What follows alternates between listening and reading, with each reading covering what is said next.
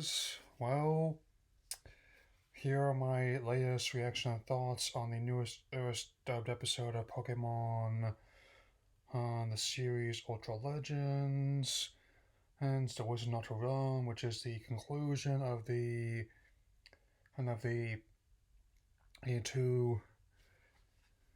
two-part hard battle between Ash and Guzma. I will accept that pronunciation as a variant. And there's a lot to unpack here before I get into the meat of this, so once I figure out how long this is going to run, I'll pop one in the description for you to skip ahead if you just want to hear about the parts with the battle between Ash and Guzma. Ever since I first heard about this, I was very eager to see what happened, and I'm very glad to say that my curiosity was rewarded in this regard. Heard since, though it does take some creative liberties with his character in the games, namely the subplot with him and his father. Father is not present, and in the anime, it does focus the plot where it needs to be with his character. I mean, Guzman's motivation and what he wants to do is simply to obliterate the Yellow League and by extension, makes Professor Kukui before he even starts, which I've mentioned before is much simpler motivation and then whatever Alon was trying to do. I mean, he knows what he wants and how he plans to get it. I mean, that's established as fairly early on. I mean, since he deliberately goes after her, the mother's side of the Mega Kangaskhan during his battle with Ailima. I mean, so her child can't fight back, solely because Ailima was favored to win as the valedictorian and previous college champion.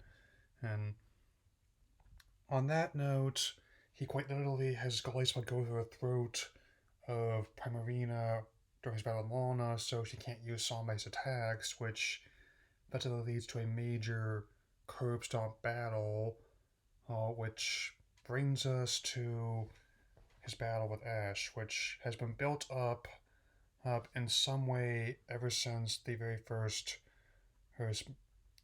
episode of this series. This is also important given how I will be getting into more detail once I officially start up the Sun and Moon vlogs. Likely when I have all the episodes available in English available to me.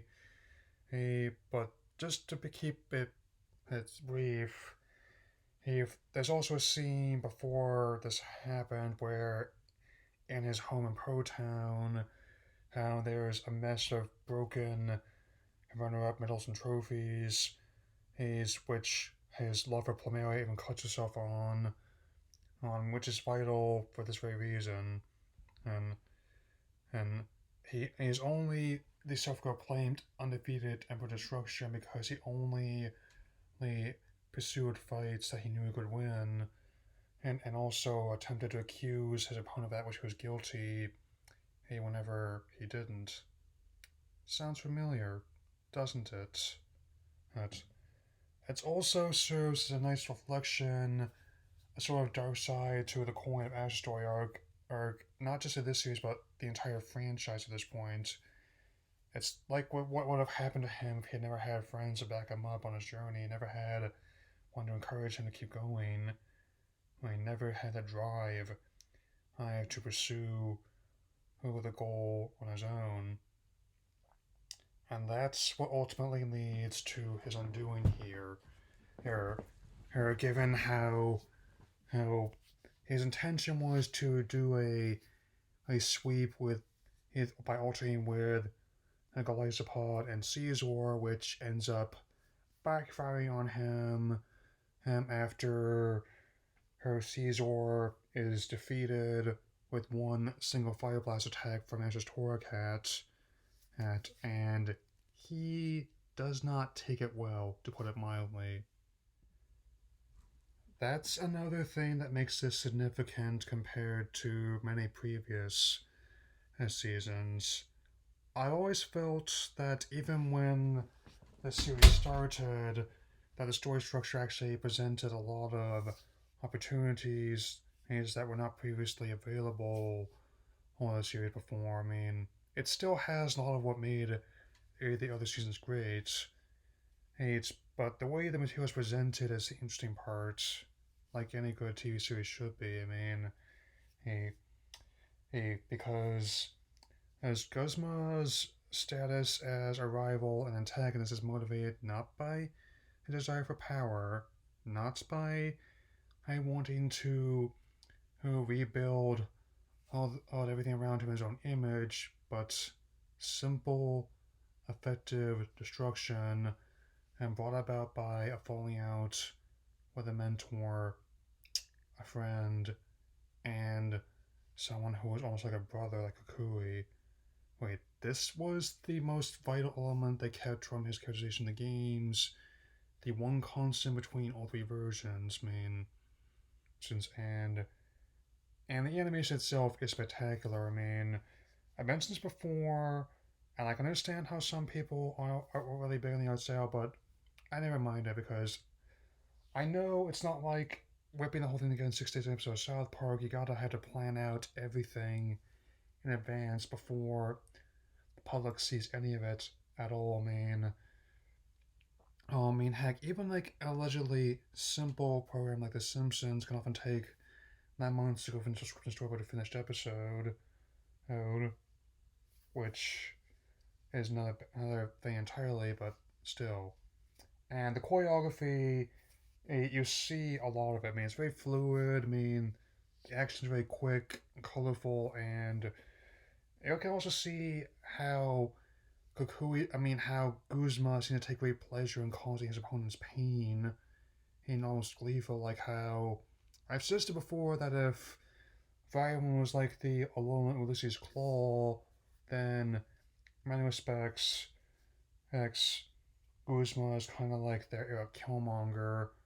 I mean, in many ways, and I think that's what definitely why he works as an antagonist and why it makes him a more effective rival than Alon did. I mean, I'll definitely get into more detail in the proper Sun and Moon vlogs for this, but I am definitely very pleased with how they handle this. But wanting to talk about this in some capacity ever since I first saw the subs a bit ago, and I'm glad I finally have a chance to do so.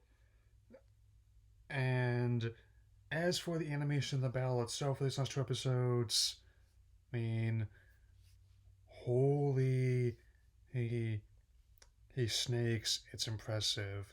That's what I mean. Because another thing I'm pointing out is that Masaki Iwane, who's been a key figure series ever since the beginning, as well as a veteran animator who's got numerous credits over many different series.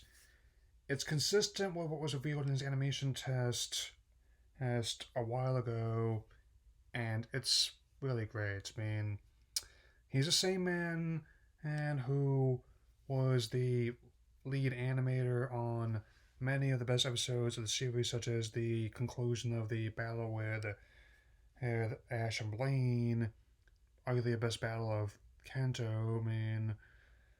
So it's only nice to see him tapped again for this experience. And again, I was never really as down the art style as some other ones, given how I like a lot of other anime would have Western aesthetics to them as well, such as the Big Cowboy Bebop, especially One Piece. You can tell that I knew Still Got on My Door.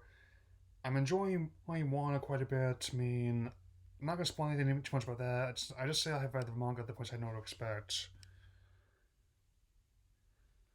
Even when and Guzma defeats even when Guzma is defeated by Ash's Pikachu, who taking on his Galistopod, he also does something that one might not expect for his character. He actually accepts as laws, conceding to Ash a better trainer, and does make an effort to better himself as well. How by by essentially a going back home to start from square one and make things right. I mean, and that is definitely an effective, if not just for Ash's victory, but also for how this character was handled. Made sense. This isn't like trying to introduce him in some um special that may or may not be required to enjoy the rest of the series, or even worse, in something as messy as Chronicles.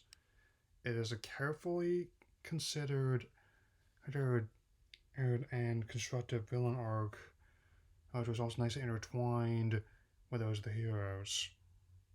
It's definitely my honest opinion, and one of my favorite battles, not just in this season, but also the entire series. So I'll definitely get into even more detail on this.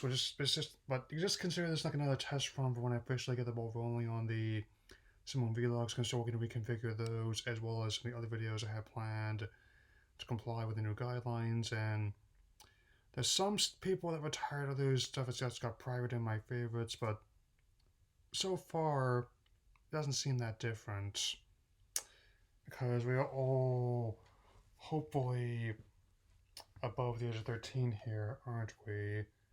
Because I never try to target younger ones like that. And I'm not going to start now. So I'm going to say for now, Alola. Hmm.